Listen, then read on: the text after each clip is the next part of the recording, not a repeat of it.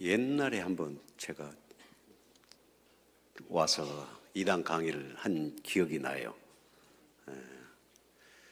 그런데 세월이 많이 지나서 이제 저도 주름살이 많이 늘고 은퇴도 하고 그랬는데 갑자기 또 초청을 해주셔서, 저 같은 사람을 초청해 주셔서 이렇게 또 여러분 앞에서 오늘은 제 간증도 하고 여러 가지 말씀을 좀 나누고 싶습니다.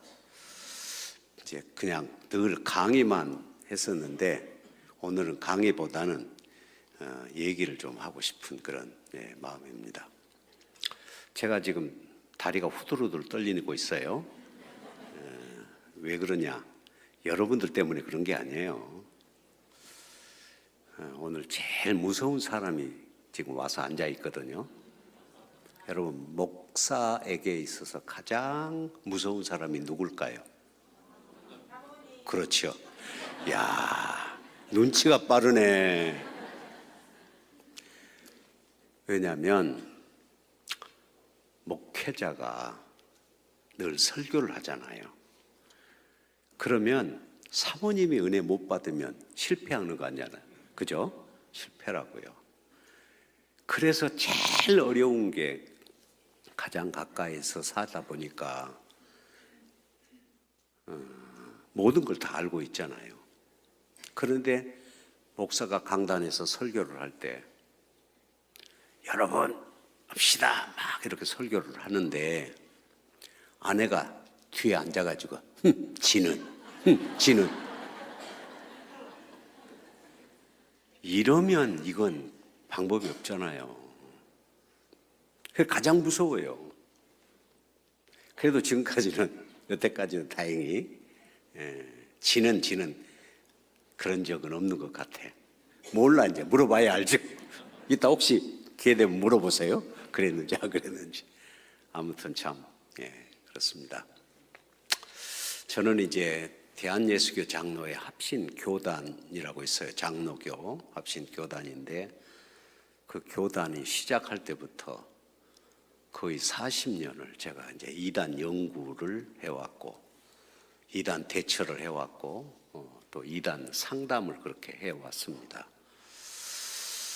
그래서 이단 이제 전문가라 이런 얘기들을 이제 많이 듣고 있는데요.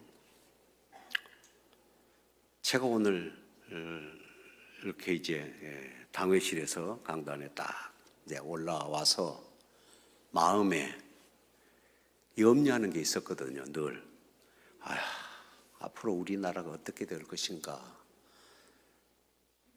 참 나라의 미래가, 장래가 어떻게 되실까. 굉장히 그 목사의 한 사람으로서, 국민의 한 사람으로서 늘 염려를 했는데 오늘 제가 이렇게 딱 그 와서 앉아 있는데 여러분의 찬송 소리를 들으면서 어떤 생각이 드냐면 우리나라 안 망한다. 왜? 다니엘 기도회가 뭐예요? 다니엘 기도회는 자기 개인의 안녕이나 행복을 구하는 기도가 아니잖아요. 다니엘은 이방의 포로로 잡혀갔지만 항상 동쪽 창문을 열어놓고 나라와 민족을 위해서 기도했잖아요. 그래서 제 마음속에 기도하는 민족이라면 망하지 않는다 이런 생각을 하고 있는데 오늘 여러분들이 이렇게 나라와 민족을 위해서 기도하려고 여기 나와가지고 찬양하고 하는 것을 보니까 그래, 우리 순복음 맞아요? 원당교회? 원당 순복음교회인가요? 이게 또 헷갈려. 아무튼 순복음 원당교회 성도들이 있는 한 이 나라는 망하지 않겠다. 이런 생각을 하니까 얼마나 마음이 뿌듯하고 감사한지 몰라요. 지금까지 제가 수많은 사람들을 상담을 하고 또 이단에 빠진 것을 대처하고 연구해서 발표하고 막 그랬는데 우리나라에 너무 이단이 많아요. 도대체 왜 그렇게 이단이 많을까? 여러분 혹시 왜 이단이 많을까? 그걸 답할 수 있어요? 왜 이단이 많을까요? 자, 우리나라에 사기꾼이 많아요, 적어요? 많죠. 그럼 왜 사기꾼이 많을까요? 사기꾼이 많은 것은 사기 당하는 사람이 많아서 그래요. 솔직하게 우리나라 사람들은요, 착해요.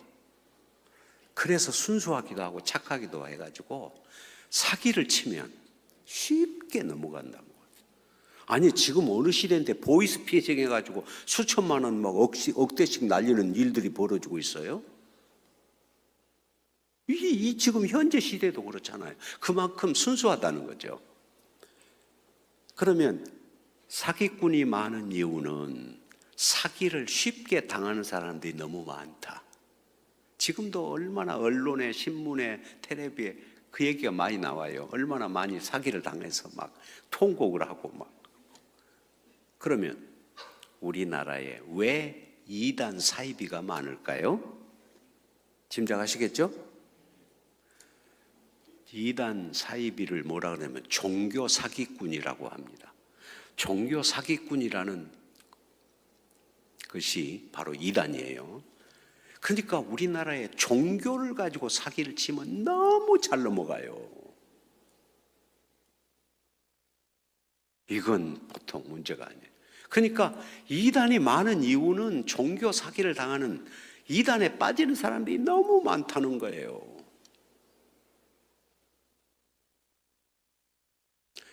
그래도 여러분은 혹시 모르겠지만 이단에 안 빠져서 참 다행이라고 생각을 하는데, 여러분 가족 중에, 여러분 친척 중에, 지인 중에 이단에 빠진 사람이 틀림없이 있을 거예요. 그래서 많이 힘들어하는 사람들이 있을 거예요. 그래서 오늘 저는 말 주변이 별로 없어요. 뭐 이제 맨날 강의만 하고 막 그래서. 그런데 제가 제 자랑하기 위해서 온 것도 아니고 또 뭐 어쩌고 저쩌고 떠들고 싶어서 온 게 아니라 여러분들한테 다니엘 기도회를 통해서 기도 제목 하나 얹어주고 싶어서 온 거예요. 왜? 이단에 빠진 사람들을 위해서 이 기도하는 것이 나라를 위해서 기도하는 것이고 여러분들이 큰 일을 한다, 그런 생각을 합니다. 그래서 오늘 여러 가지 얘기들을 좀 해보고 싶습니다. 우리나라 이단이 많은 이유는 이단에 빠진 사람들이 너무 많기, 쉽게 이단에 빠진 사람들이 많다. 그 때문에 일단 얘기를 했는데, 그러면 도대체 이단이 뭐냐 그 말이죠. 많은 사람들이 그냥 이단 이렇게 물어보면, 또 목사님들이 물어보면 이단, 달을 이자, 끝단자, 끝이 다른 게 이단이다, 이렇게 이제 이것으로 끝이에요 다. 그러나 이단은 그게 이단이 아니라 뭐가 이단이냐? 오늘 2장 1절에 나오잖아요. 너희 중에 거짓 선지자들이 있으리라. 거짓 선지자가 이단입니다. 그러니까 거짓 선지자는 진짜 선지자가 아니잖아요. false prophet. 거짓 선지자는 진짜가 아니라 가짜 선지자잖아요. 가짜 선지자가 뭐예요? 가짜로, 거짓말로 사람들을 속여서, 본인이 가짜니까 사람들을 속여서 고린도후서 11장 4절에 나온 것처럼 다른 영, 다른 예수, 다른 복음을 믿게 한다든지, 아니면 나를 따라오라, 내가 구원도 주고 천국도 주고 다 주겠다, 이렇게 떠드는 게 이단 아니겠어요? 그런데 이단들이 뿔 달고 다녀요? 아니잖아요. 모두가 다 하나님의 이름으로, 예수의 이름으로 다 해요.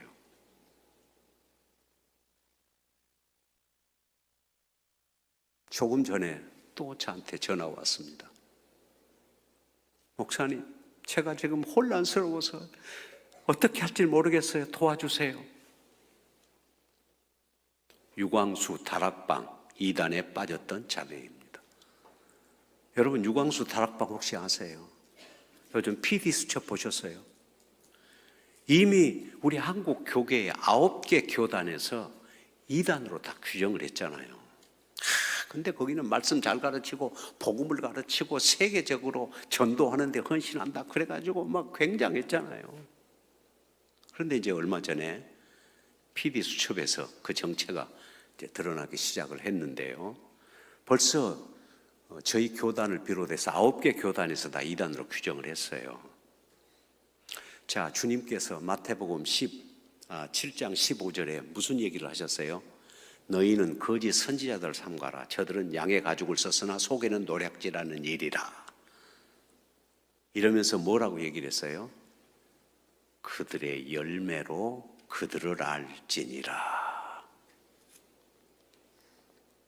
열매를 보면 그들이 정체를 아는 거예요. 왜? 말도 그럴듯하고 생각도 그럴듯하고 뭐 가르치는 것도 그럴듯한데 몰라. 왜? 주의 이름으로 하는 거니까. 그런데 예수님이 그 말씀을 하시면서 옛 훗날에 많은 사람들이 이르되 나더러 이르되 주여 주여 우리가 주의 이름으로 선지자 노릇하며 주의 이름으로 귀신도 쫓아내며 주의 이름으로 능력을 행치 아니하였나이까. 주의 이름으로. 오늘날 전부 이단들이 주의 이름으로 예수의 이름으로 하다 보니까 성도들이 분별을 못하는 거죠. 얼마나 많은 사람들이 이단에 빠졌어요. 총신대학교 박용규 교수는 유튜브에다 그렇게 올렸어요. 우리 한국 기독교인의 4분의 1이 이단이다. 이단에 빠진 사람이다. 이거 심각한 문제잖아요. 그런데 저한테 선거 들어오고 제가 상담한 수많은 사람들 보면 다 예수 이름으로 예수의 이름으로 악을 행하는 거잖아요. 그러니까 사람들이 그것이 진짜라고 믿고 복음이라고 믿고. 조금 전에 저한테 전화 온 이 자매도 목사님 저는 진짜 복음이라고 믿었어요. 그런데 이번에 PD 수첩을 보면서 제가 충격을 받고요. 어떻게 할 줄 몰라요. 헷갈려요. 빨리 와서 상담을 받아라. 제가 그렇게 얘기를 했는데 요즘 계속 다락방에서 이제 그 상황을 모르다가 열매가 나타나서 이제 수많은 그 숨은 악행들이 벌어져 가지고 막 그런 얘기들을 이제 이게 드러나 보니까 이제 사람들이 갈등하고 거기서 이제 나오기 시작을 하고 있는데요. 그런데 저는 벌써 우리 교단에서도 오래전에 거의 20년 전에 그것들을 거의 알고 이건 거짓 선지자다라고 거짓 선지자다라고 이단으로 다 규정을 했죠. 그런데 결과가 열매가 이제 서서히 드러나다 보니까 이 정체가 하나씩 드러나는 겁니다. 근데 지금 그 규모가 얼마나 커요. 지금 서울 예원교회라고요. 거기 서울 본부교회입니다. 거기도 수천 명이 모입니다. 거의 10,000명 가까이 모여요. 예배당도 크게 짓고 하는데, 근데 이렇게 신고하고 와서 상담하는 사람들을 보면 겉으로는 전혀 멀쩡하고 복음 전한다 그러고 전도 잘한다 그러는데 속으로는 아주 이런 그 예수의 이름으로 행하는 악행들이 너무 많다는 거죠.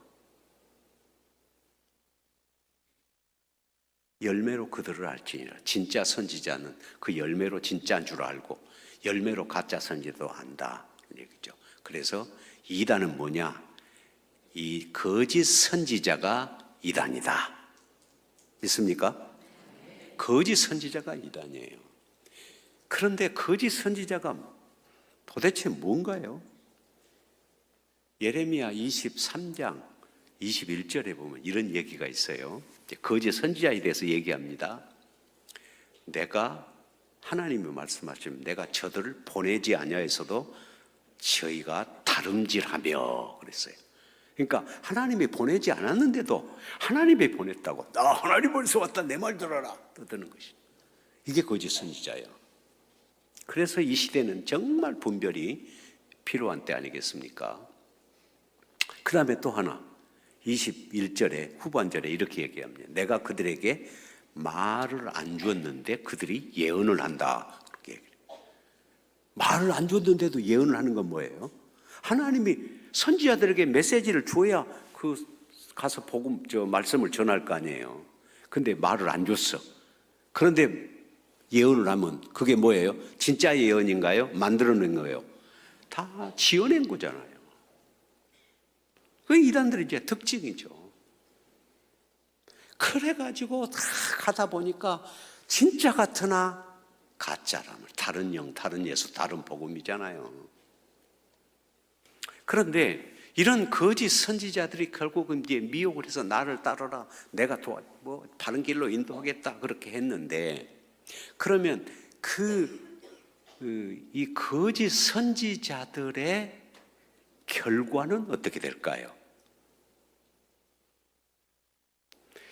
2장 1절에서 이걸 보여줍니다. 한번 비춰볼래요? 베드로후서 2장 1절. 1절. 자, 그 다음에 비춰주세요.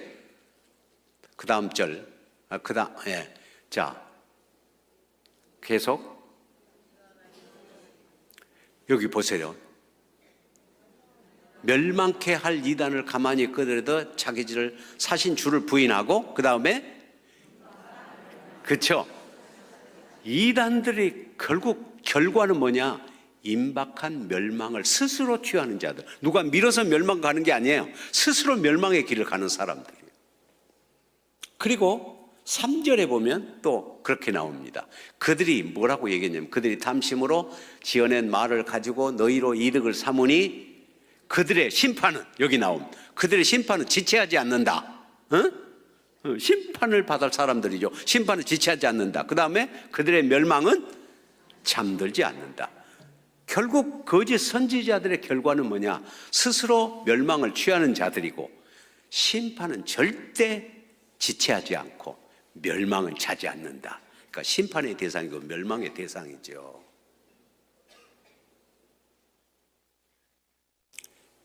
따라합시다. 이단들은 멸망과 심판의 대상이다. 그렇죠. 그런데 문제가 있어요. 뭐냐? 우리나라 이단들이 너무 많잖아요. 옛날에는 큰 이단들, 통일교나 전도관이나 영생교나 이런 큰 이단들이 많은데, 요즘은요, 교회별, 개인별 이단들이 너무 많아가지고 그에 추종하는 사람들이 많습니다. 그런데 그러면 이단은 멸망의 대상입니다. 심판의 대상입니다. 그러면 그 이단을 따라가는 사람들은 천국 갈 대상인가요? 심판받을 대상인가요? 어떤 대상이에요? 똑같죠. 그러니까 이단만 심판받을 대상이 아니라, 멸망받을 대상이 아니라, 이단을 따라가는 사람도 똑같이 멸망의 대상이잖아요. 그래서 여러분 구분을 해야 됩니다. 이단하고 이단에 빠진 사람하고 구분을 해야 돼요. 구별을 해야 돼요. 이단은 그들이 당연히 하나님을 대적하고 사람들을 속여서 잘못된 길로 인도하는 거니까 당연히 심판을 받아야 되죠. 근데 이단에 빠진 사람들은 어떻게 해요? 불쌍하잖아요. 그래서 이단과 이단에 빠진 사람하고 구별을 해야 됩니다. 이단은 당연히 멸망받을 사람이지만, 이단에 빠진 사람은 몰라서 그걸 진짜인 줄 알고 따라간 사람들이니까 당연히 구원해 내야 될 사람들이잖아요. 그 사람들도 이단으로 똑같이 취급하면 안 돼요. 왜? 그게 진짜인 줄 알고 따라간 사람들이잖아요. 그래서 진짜인 줄 알고 따라간 사람들이니까 이게 가짜다, 거짓말이다, 이게 사기당하는 거다 하는 것을 알려줘서 그 사람들이 돌아오도록 해야 되죠. 근데 그런 사람들을 돌아오도록 인도하는 사람이 너무 없다는 거예요. 그 역할을 지금 제가 조금 하고 있어요.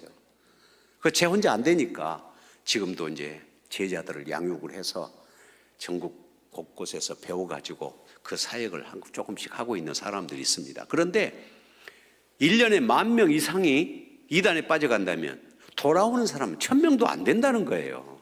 이게 문제예요. 그러니까 이단에 빠진 사람들이 더 많다는 것이, 이게 이제 심각한 문제라 할 수밖에 없습니다.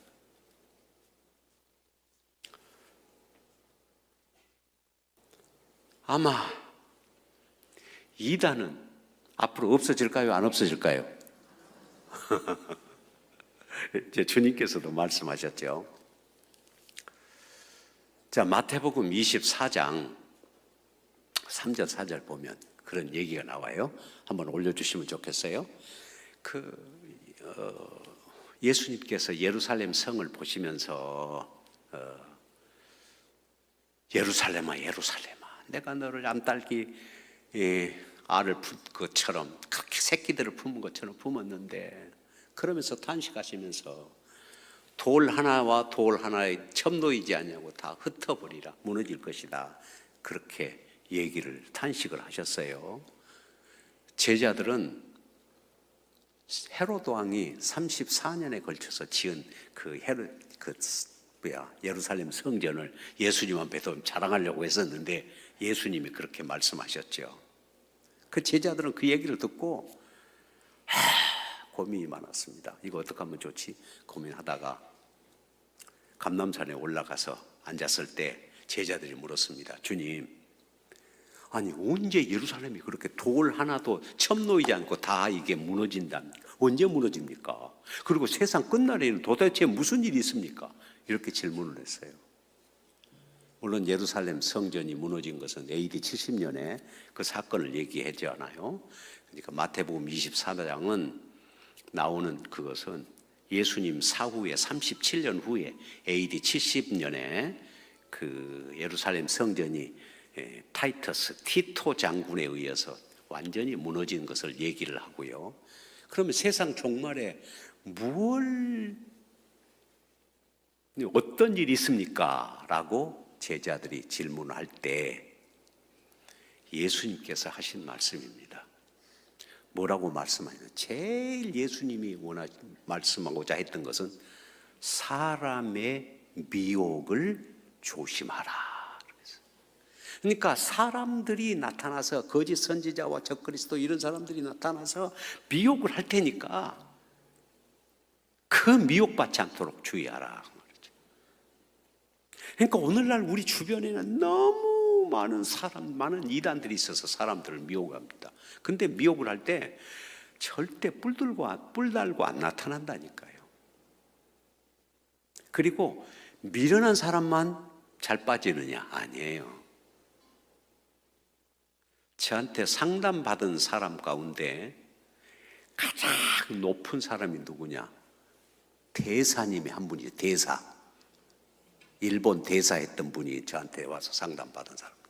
그 다음에 카이스트 박사, 그 다음에 유학파 공학 박사, 그 다음에 현지 닥터, 미국에서 온 닥터, 이런 분들이 저한테 와서 상담을 받았어요. 그러다 보니까 또 얼마 전에는 계명대 교수, 그 다음에 부산의 강남대학교 석좌 교수, 이런 분들이 와서 상담을 받고 갔는데, 그러니까 미련한 사람들만 빠지는 게 아니에요. 얼마나 지성인들도 많이 빠지고 그래요. 그래서 이런 상황을 우리가 보면서 정말 이야, 이게 이단에 빠지는 사람이 많구나. 그리고 실제로 봐요. 지금 저 신천지에서 가장 높은 사람이 누군 줄 알아요? 검사장이에요. 검사장 출신이 있고요. JMS 봐도 검사까지 있었잖아요. 그러니까, 그리고 또 이제 이재록은 죽었죠. 만민중앙교회 지금 딸들이 하고 있지만 이재록, 거기 빠진 사람이 총장이 있어요. 총장, 서울대 총장이 그것도 거기에 빠져가지고 있었잖아요. 또 제가 죽을 뻔한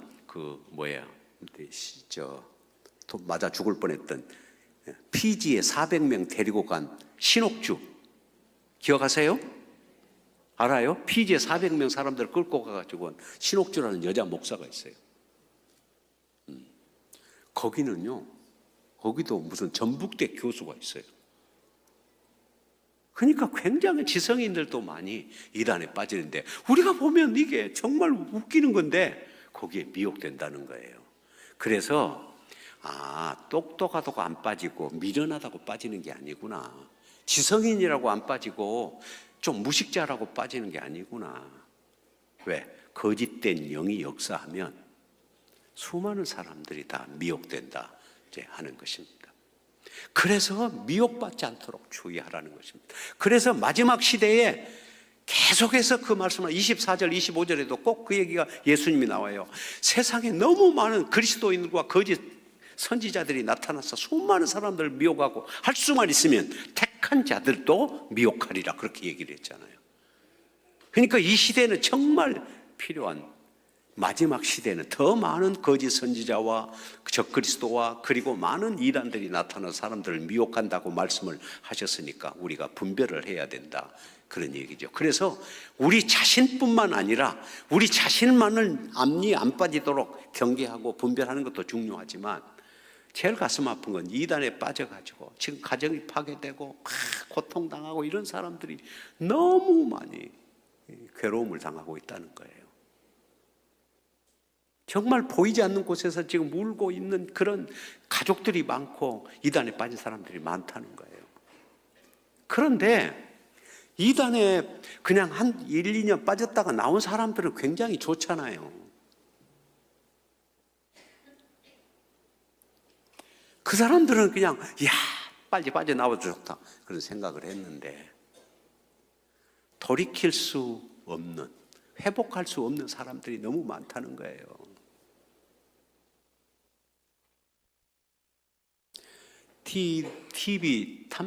TV조선 탐사 보도에 나간 게 있어요. 그게 뭐냐? 나는 평생 주님의 그 새 주님의 명령에 따라서 살았다.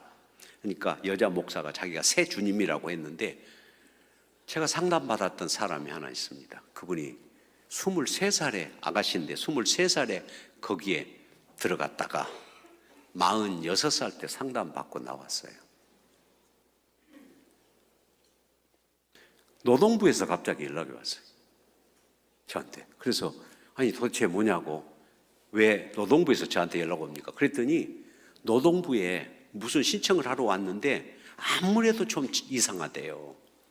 어디에 저 사이비종교에 빠진 것 같다. 혹시 이런 사람 상담해 줄 수 있습니까? 그한테 연락이 왔어요. 그래서 보내라 그랬더니 저한테 왔어요. 와서 보니까 여자 목사인데 새 주님이라는, 자기가 새 주님이랬는데요.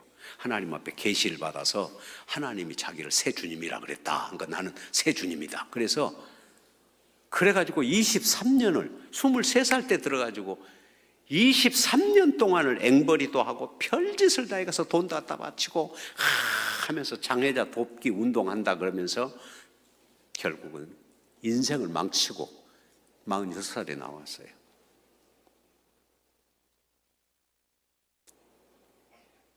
회복할 수 있어요. 그런데 정말 제가 감사했던 것은요, 상담을 일주일 동안 다 받고 났는데 너무너무 감사하고 막 기뻐하고 그러는 거예요. 나는 나와가지고 우울증에도 걸리고 막 그 여자를, 자기 여자 교주를 막 그냥 막 증오하고 미워하고 막 복수심에 불타서 어떨 줄 모를 줄 알았어요. 근데 막 목사님 너무 감사해요. 막 즐거워하고 그래요. 그리고 왜 그렇게 기쁘냐 그랬더니 자기가 거기서 나왔다는 사실이 너무 감사하대요. 거기서 탈출했다는 것 때문에 너무 감사하대요.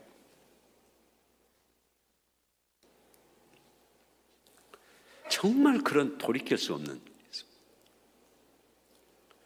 제가 또 하나 간증하자면요,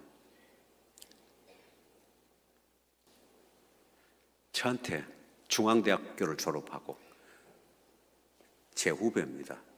제가 이제 총신대학원에서 공부하다가 합신이라는 곳에 나가서 이제 졸업을 하고 거기서 목사가 됐는데,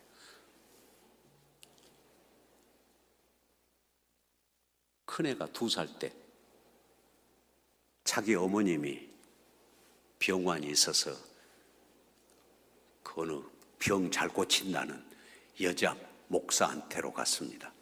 가서 거기 가서 안수받고 하다 보니까 거기서 막 잘해주고 하니까 거기를 쫓아다니다가 거기에 미혹되어 가지고 거기서 딱 20년을 있었어요. 그러니까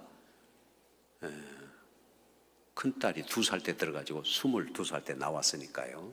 근데 애들이 5이에요. 근데 거기에 이제 빠져가지고,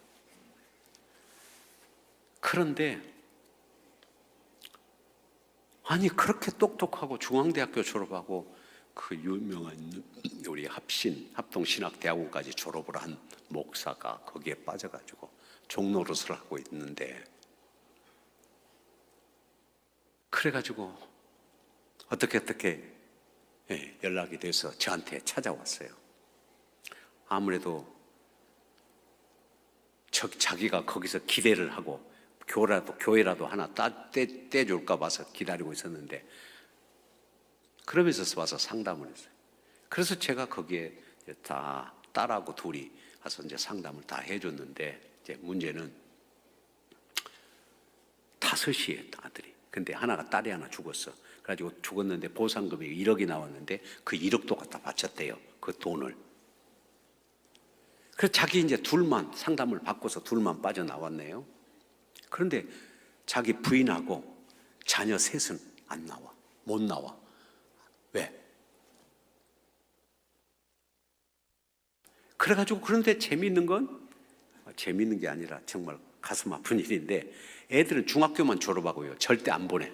고등학교를 안 보내. 전부 다 검정고시를 보게 하고, 거기서 뭘 하냐면 수많은 식당을 다 해가지고 횟집에서 회를 뜨게 만들고 일을 시켜요. 그래가지고 그걸 이제 돈을 이제 거기서 수익금 생기면 다 갖다 바치고 50만 원씩 타다가 생활비하고 그래요. 그게 하나님의 일이라고 그렇게 해서. 근데 그대로 시키는 대로 다 해요. 그리고 말안 들으면 막 두들겨 패고. 그래서 이 목사님이 자기 보는 앞에서 자기 부인을, 이 여자 교주가 여자 목사예요, 머리채를 붙잡고 따귀를 때리고 발로 차고 때리는 걸 자기가 직접 본 거예요. 근데 그때는 그게 당연한 줄 알았다니까. 자기 마누라를, 아니 교수가 뺨을 때리고 머리채를 잡고 뺨을 때리고 발로 차고 하는데 그게 당연한 줄 알았어요. 나와서 보니까 어떤 생각이 들겠어요. 그래가지고 이 목사님이 칼을 차고 다녀요. 언제든지 교주만 보면 난 죽이겠다. 얼마나 복수심이 많은지 몰라요. 그런데 그러니까 이제 못 나와요. 학교도 안 보내, 고등학교를 안 보내니까 아예 거기서 이제 식당에서 일하고, 엄마는 주방장 다 하고 막 이렇게 해가지고는. 그런데 그래서 큰 딸하고 둘만 나와서 사는데,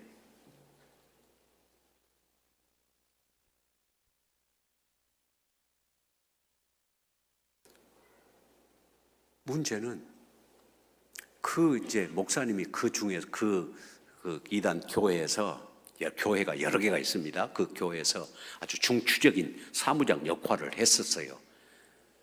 그래가지고 그런데 이제 나왔잖아요. 그리고 이제 제가 합신 교단에서 해가지고 이단으로 다 규정을 했습니다. 규정을 했는데, 그러니까 이제 부인을 시켜가지고 계속 남편한테를 보내요. 남편은 이제 나왔잖아요. 그 이제 방을 얻어가지고 둘이 살아. 그런데 부인을 계속 보내는 거예요. 가서 싸워가지고 빨리 데리고 오라. 그러니까 남편을 설득해가지고 데리고 오라는 거야. 그러니까 이제 부인은 시키는 대로 와서 남편한테 쫓아와가지고 막 시비를 걸어가지고 어떻게 하든지 돌아오라고. 거기는 왜 그런 잘못된 곳으로 가냐고, 여기가 진짜라고 막 그러면서 남편을 하다 보니까 한두 번이 아니고 계속 그러니까 나한테 연락을 했어요. 목사님, 저 이혼을 해야 될 것 같아요. 그럼 애들은 어떡하고? 그래서 이혼은 못하게 했는데, 한 번 또 갑자기 연락이 왔어요. 목사님, 또 와서 저렇게 막 싸우고 그냥 빨리 자기한테 돌아오라고 막 하는데 어떻게 하면 좋습니까? 그래서 제가 일로 데려오라 그랬어요. 데려오라. 그래서 이제 저 이단 상담 연구소로 부인을 데리고 왔어요. 그래가지고 이제 의자에 딱 앉았는데 제가 보니까 여러분, 꼭 여러분 닮았더라고요. 착하디 착하고 순종 잘하고 시키는 대로 하는 그 순종적인 여성 있잖아요. 그냥 곱고 착하고 딱 그렇게 생겼어요. 그러니까 오직 교주 말만 듣고 시키는 대로 하는 거예요. 그래가지고는 제가 이제 남편 여기 앉았고 그 다음에 부인 여기 앉았어요. 근데 막 제가 보니까 열불도 나고 가슴도 아프고 견딜 수가 없는 거예요. 그래서 제가 그랬어요. 그 목사님이, 또 이름도 갑자기 생각이 안 나네. 나이 먹으면 다 그래요. 그래가지고 야 목사님, 내가 사모님 한번 안아봐도 돼? 그랬어요. 그랬더니 네 그러세요. 그래서 제가 의자에 앉았는데 사모님 잠깐 일어나 보세요. 그러니까 이제 눈이 둥그레 뜨고 저를 쳐다보면서 이래요. 그래서 이리 좀 와봐요. 한번 안아봅시다. 그리고 제가 안고는 울어버렸어요. 그냥 자녀가 5인데다가 20년 동안 그렇게 애들, 그 똑똑한 애들 중학교만 나오고 고등학교도 못 보내고 이런 상황이 있는, 그런 상황 속에서 그게 진짜로 아직도 믿고 매달려 있고 남편한테 목사인데도 불구하고 빨리 돌아가자고 그러고 있어요. 얼마나 가슴이 아파요. 그래서 제가 막 안고 엉엉 울었다니까요. 이건 내가 막 우니까 자기도 울대? 그래서 막 울었어요. 그러고 보면 후배 목사님도 울고. 그래서 내가 그렇게 얘기를 했습니다. 사모님, 당신은 그렇다 치고 20년 동안 그거 빠져서 거기서 시키는 대로 하고 인생 망쳤지만 애들은 어떡할래? 아니 저 애들을 고등학교도 못 보내고 중학교만 보내고 저 인생 어떡할 거냐고. 그러면서 제가 그냥 막 사모한테 애들을 봐, 애들을 어떡해, 애들 인생 망칠 거냐고 막. 그러니까 이제 또 그 사모도 거기에 이제 충격을 받았죠. 그래서 내가 후배 목사님한테 지금 보내지 말고 속초로 가라. 사모를 데리고 속초로 가. 그래서 속초 가가지고 둘이 막 얘기하고 또 얘기하고 가서 거기서 탈출하도록 해봐라. 응? 그래가지고 진짜 속초로 딱 갔어요. 가가지고는 얘기를 결국 해가지고 그러면 거기서 나오기로. 그런데 거기 집단 생활을 하니까 이게 쉽게 나오기가 어려워요. 그래가지고는 애들 옷도 그대로 놔두고 다 놔두고 그냥 연락을 해가지고 몸만 다 빠져나온 거예요. 그런데 그래가지고 다 와서 저한테 와서 일주일 동안 다 상담받고 그리고 회복하고. 근데 하나님께서 그렇게 하니까 또 길을 열어주시더라고요. 그래서 22살에 그 큰애가 뭐 대안학교 있잖아요. 대안학교. 근데 그 무슨 좋은 대안학교가 있어가지고 고등학교 3학년으로 들어가고 애들은 다 이렇게 해가지고 하여튼 제가 추천서 써가지고 들어가서 공부를 잘해서 지금은 28살이가 됐더라고요. 큰애가요. 그런데 문제는 뭐냐? 20년 동안 30대에 들어가서 50대가 돼서 나왔으니까 아무것도 할 수 없는 거예요. 이제 목회를 하겠어요? 뭐 하겠어요? 돌이킬 수가 없으니까, 회복이 뭐 안 되니까 정말 가슴 아파요. 그리고 애들은 그래도 대안학교라도 들어가서 애들이 이제 미래를 생각을 하고 하는데 정말 가슴 아픈 일들이 많습니다. 그래서 저한테 상담받은 사람 가운데 13년 된 집례교 목사, 8년 된 통합측 목사, 목사님들이 또 많고 그래요. 그래서 그냥 얼마 안 돼서 돌아온 사람들은 굉장히 행복한 사람들이죠. 그런데 자기 삶 자체가 무너져가지고 돌아오지 못하는, 회복될 수 없는 그런 사람들은 정말 가슴이 아픈 거예요. 그런데 이런 사람들이 한두 사람이 아니라니까요. 그래서 그런 사람들이 남몰래 흘리는 눈물이 얼마나, 그걸 생각하면 막 가슴이 아프고 제 자신이 답답하죠. 이단을 다 없앨 수는 없을까? 이단에 빠진 사람을 어떻게 건져낼까? 이것이 저의 이제 관심사입니다. 그래서 여러분들한테 하는 것은 여러분들이 나라와 민족을 위해서 기도하는 가운데 오늘 남몰래 울고 있고 남몰래 가슴을 찢고 있는 이단에 빠진 사람이 너무 많다는 거야.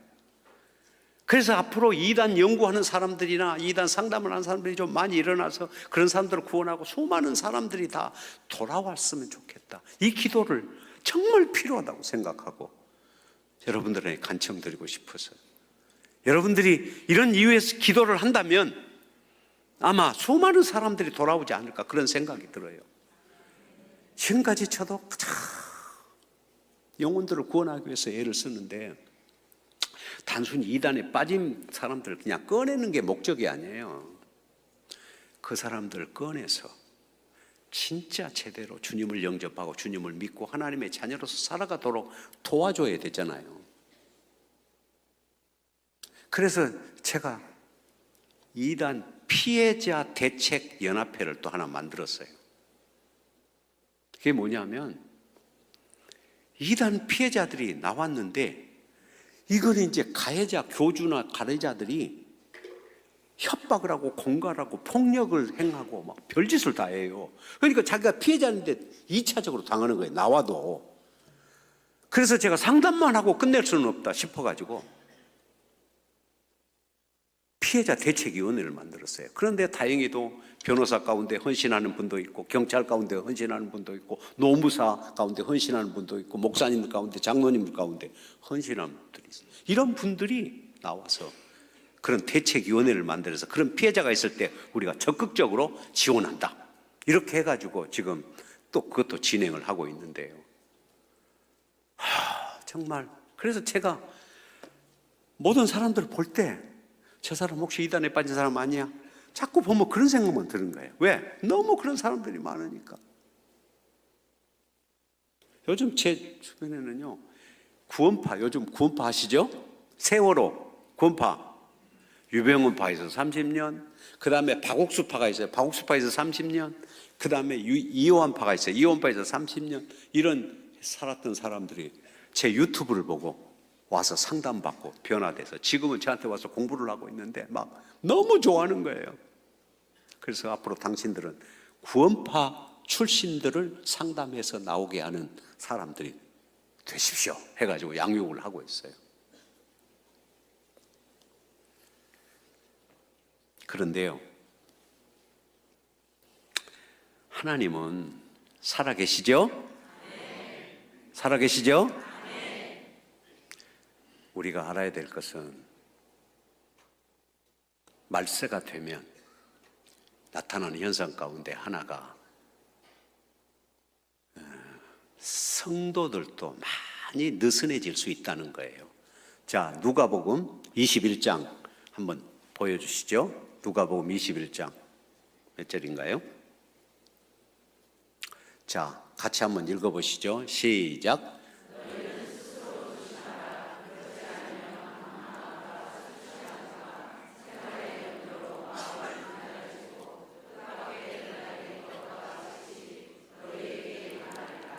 다음에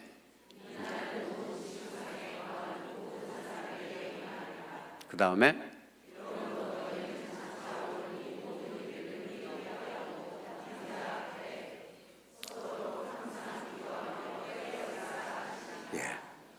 주님께서 말씀하셨어요.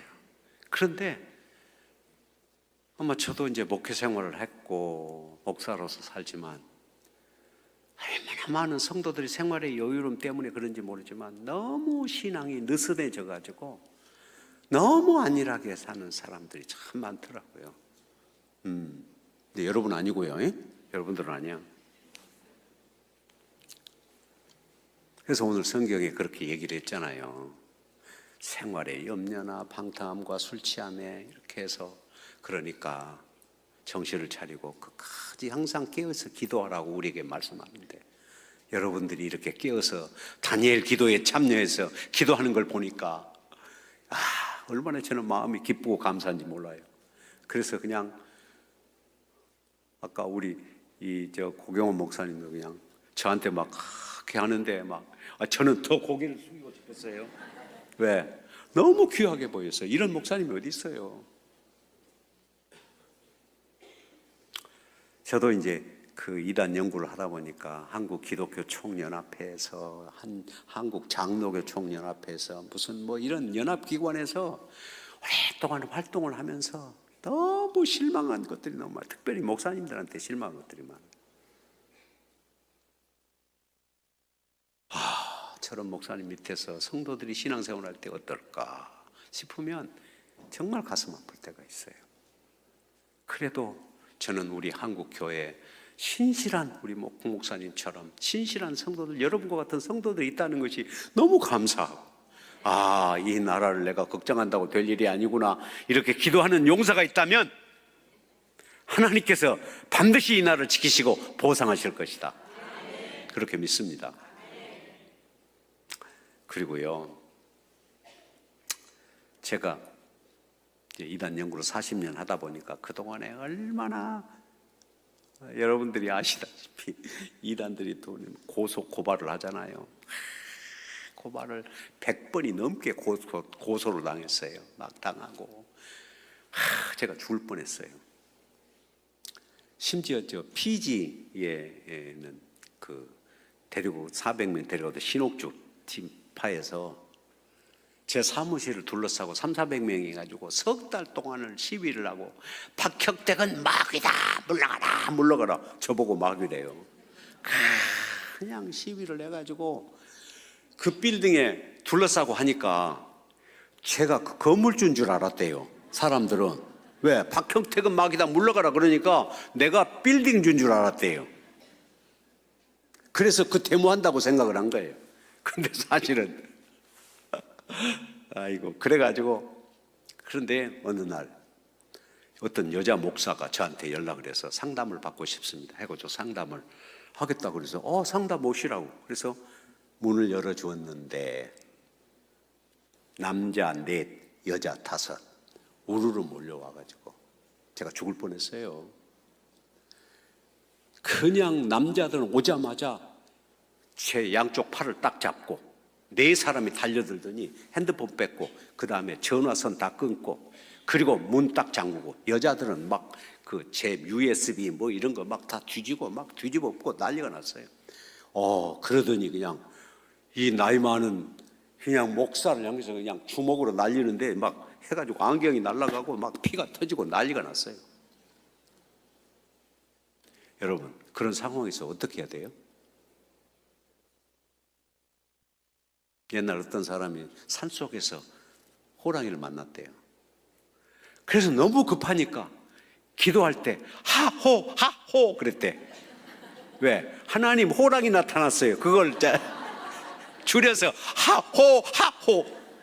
그래가지고 하나님이 뭐 호랑이를 쫓아주셨다나? 저도 어떻게 급하잖아요. 생각이 안 나요. 아무 생각도 안 나.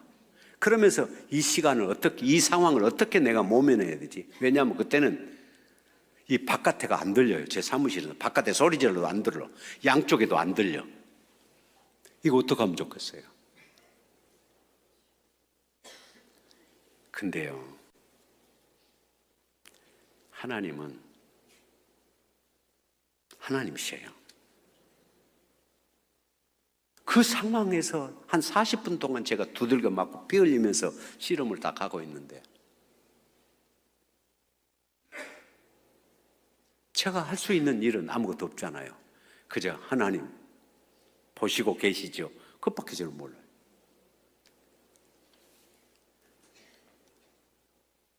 그런데 갑자기 노크라는 게 누가?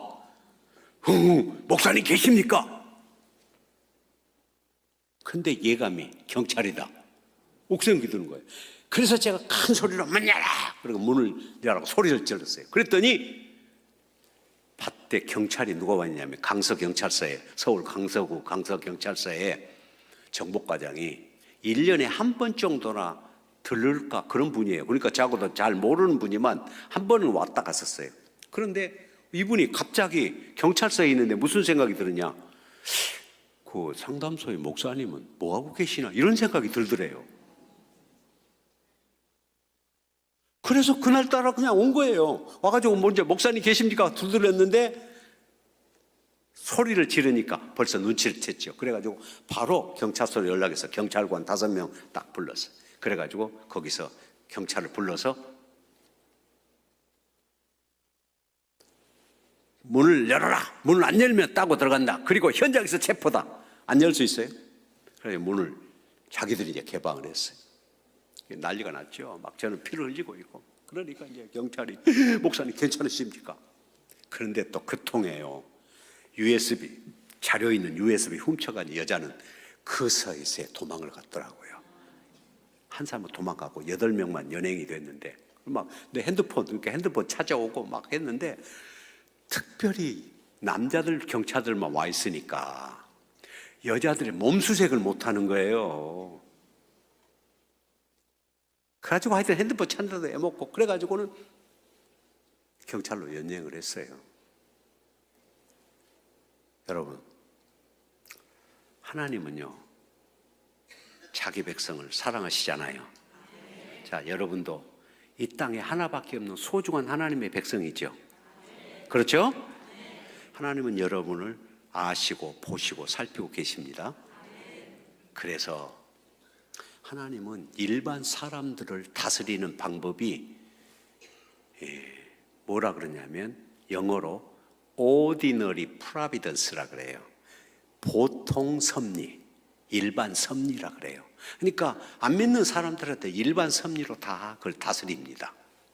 그런데 하나님의 자녀들에게는 분명히 하나님은 모든 것을 눈으로 보시고 머리털도 세시고 눈동자같이 살피신다고 하셨잖아요. 저는 이번에 그걸 너무 확신한 거예요.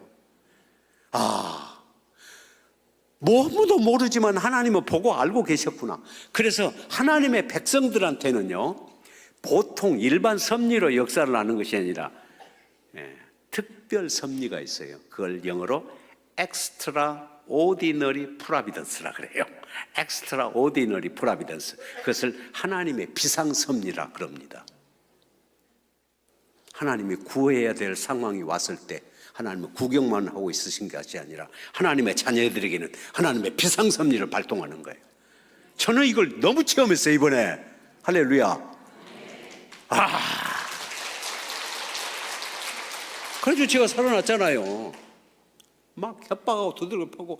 그런데 와, 사람이 두들겨 맞다 보니까요 별 생각이 다 들더라고요. 에? 맞아봐야 뭘 안다? 고통을 아는 거예요. 그래서 그래서 하나님께서 비상섭리로 하나님이 구하셨어요. 그래서 지금은 그때는 제가 CCTV를 안 달았어요. 근데 이제 제가 당하고 나니까 막 우리 아이들이 바로 CCTV 다 연락해서 달았는데 요즘은요 그걸 딱 경험하고 나니까 아예 이제 쳐들어오든 말든지 문을 열어놓고 있어요. 그냥 이단들 쳐들어와도 좋다 문을 열어놓고 있는데 왜? 하나님의 보호하심을 믿기 때문입니다. 그래서 제가 이단 상담을 하면서 다 깨닫는 것은 성도 한 사람 한 사람은 세상에 하나밖에 없는 소중한 사람입니다.